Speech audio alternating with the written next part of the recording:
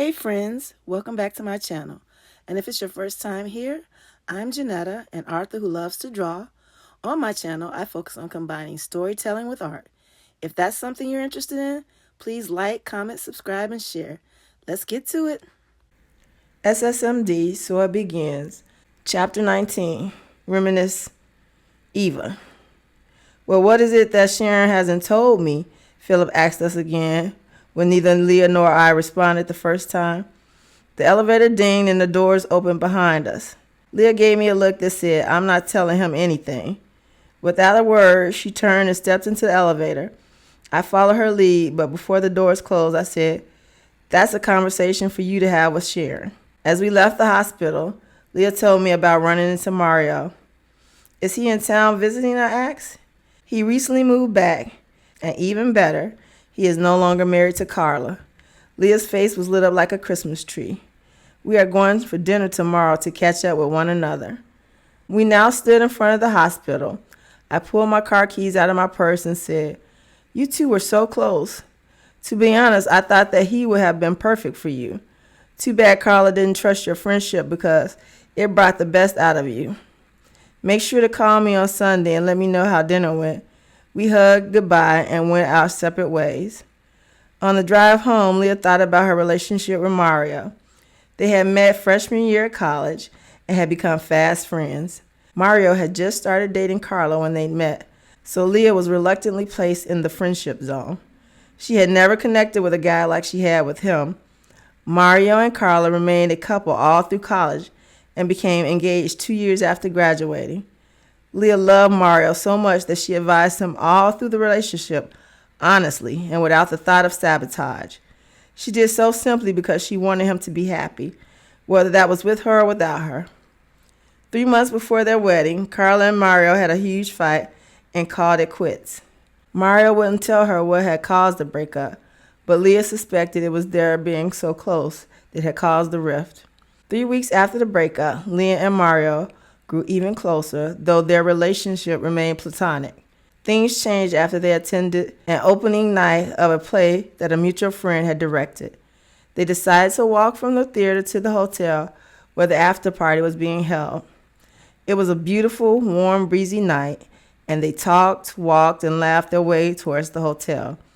Neither knew when or how it happened, but somehow they found themselves face to face, and their moments of intimate time slowed as they leaned towards one another and kissed.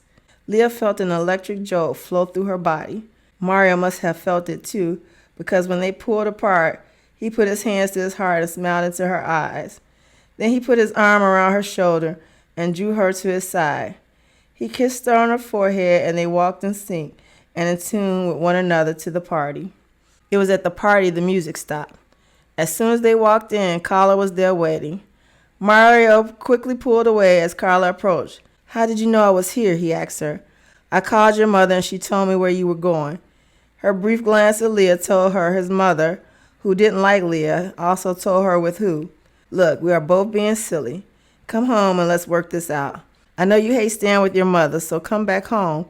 I miss you and hopefully you miss me too." Mario glanced at Leah, then turned back to Carla. "Give me a moment and we can talk." Though she looked annoyed, Carla nodded. Mario took Leah by the arm and gently guided her away so they could talk. "Give me a reason not to go with her," he said, looking deep in her eyes. Leah's heart began to hurt. If he loved her, he should already have his reason. If you can't think of one, then there is no reason for you not to go. Leah kissed him on the cheek. "Goodbye, Mario." With that, she turned and walked away, crushed, and hadn't seen or talked to him until today. 9 years had passed since that day, but her love for him had never died. Chapter 20, Date Night, Part 1. Philip. Philip demanded that the hospital let him stay with Sharon. His mother was with the kids, and he wanted to be by Sharon's side. Though he wanted to know what Sharon was hiding from him, he knew now wasn't the time to demand an answer. He spent the evening racking his brain. What could it be? Eva. The next morning I woke up after a restless night of sleep. I had a sense of foreboding whenever I thought of Mike and me. I wanted to believe we would end up together, but something kept nagging at me. I tried to keep busy by running some errands, stopping by Sharon's house to pick up Sienna and PJ and taking them out to lunch, and finally visiting Sharon in the hospital. All the time I kept wondering, had Mike stopped by? And if he did, what did he have to say? It was driving me batty. I needed to talk to him. He probably had the same cell number. Maybe I should give him a call. Leah. Leah opened the door a second after Mario knocked on it. They hugged immediately, both happy to see one another. Mario stepped back and looked her over. You look great. He took in her little black dress and ultra-high heels and smiled. I look overdressed, Leah said, eyeing his jeans and polo sweater. I thought you said we were going to that new restaurant downtown. Change your plans, but I promise you'll enjoy yourself. Leah grinned. Just give me a minute to change. Don't you dare. Come on, let's go. 45 minutes later, Leah sat at a beautifully set table in Mario's dining room, sipping a glass of wine while Mario finished preparing dinner. Here you go. He set a plate down in front of her. He then sat down across from her with his plate. Looks good, Leah said, about to try the teriyaki salmon, when she noticed Mario drop his head to bless the food. He reached across the table and held both her hands while he prayed over the food.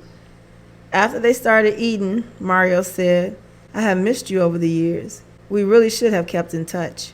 I don't think Carla would have been happy with us keeping in touch. So, how have you been? I hope you've been happy. He kept eye contact. I've had happy moments. Leah's smile didn't reach her eyes. She thought about her recent mistakes and wished she could go back and erase it all. Well, now that we have reconnected, hopefully we can help each other reach happiness.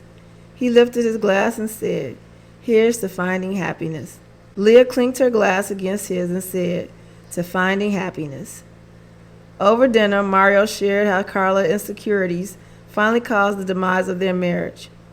If I was 15 minutes late, she accused me of cheating. There was no consoling her. It just became too oppressive, and I finally couldn't take it anymore. We only have this one life. Who wants to spend it arguing and trying to appease someone who doesn't want to be appeased? Now I've said enough about my misery. Now you tell me what is behind the sadness I see in your eyes. Leah was caught off guard. If she told Mario about her and Philip, would he think less of her? Should she tell him? Hope you enjoyed today's story. If you did, don't forget to like, comment, subscribe, and share. Until next time, be and stay blessed.